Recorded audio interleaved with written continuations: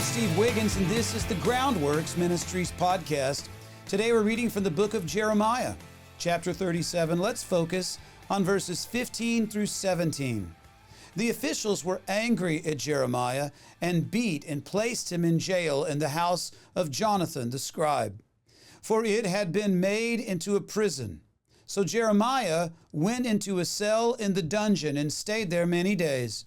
King Zedekiah later sent for him and received him, and in his house privately asked him, "Is there a word from the Lord?" "There is," Jeremiah responded, and he continued, "You will be handed over to the king of Babylon." Not the kind of things you say to get yourself released from jail. One of the downsides of sharing God's word from a human perspective is that many people will reject it. And for some people, simply saying no is not enough.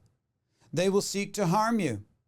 And still, it's incumbent upon us to share the truth, the whole truth, in love and with boldness.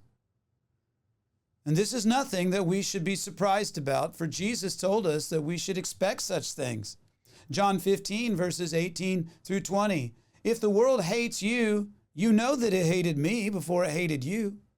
If you were of the world, then the world would love its own. And yet, because you're not of the world, but I chose you out of the world, therefore the world hates you.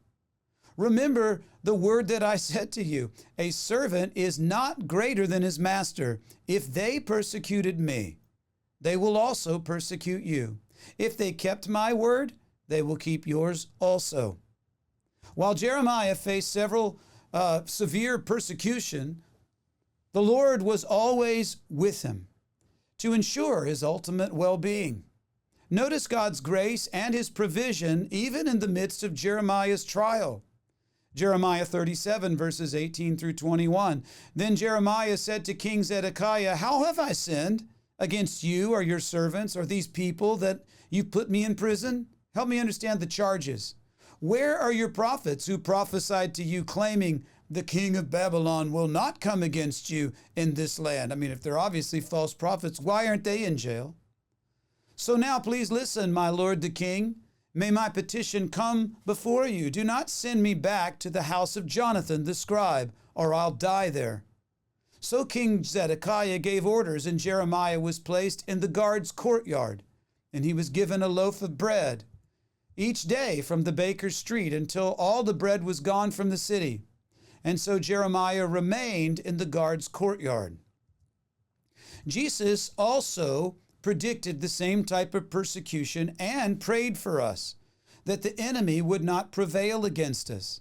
Just like Jeremiah, our calling mixes persecution and provision. John 17, verses 14 and 15, Jesus praying to the Father, "I have given them your word, and the world has hated them because they're not of the world, just as I'm not of the world. I do not pray that you should take them out of the world, but that you should keep them from the evil one." Not only should we expect persecution for our faithfulness, we should count it a blessing. Matthew 5, verses 10 through 12, "Blessed are those who are persecuted for righteousness' sake, for theirs is the kingdom of heaven. Blessed are you when they revile and they persecute you, and they say all kinds of evil against you falsely for my name's sake. Rejoice and be exceedingly glad, for great is your reward in heaven." I'm Steve Wiggins, and this is the Groundworks Ministries podcast. Groundworks Ministries operates entirely through financial donations from faithful people just like you. And yes, we do need your monthly support. Donating is secure and it's easy at our website, groundworksministries.com. Another way to help is just tell people about Groundworks Ministries. You can share these podcasts with your friends and family and on your social media. And you can also direct folks to our website, groundworksministries.com.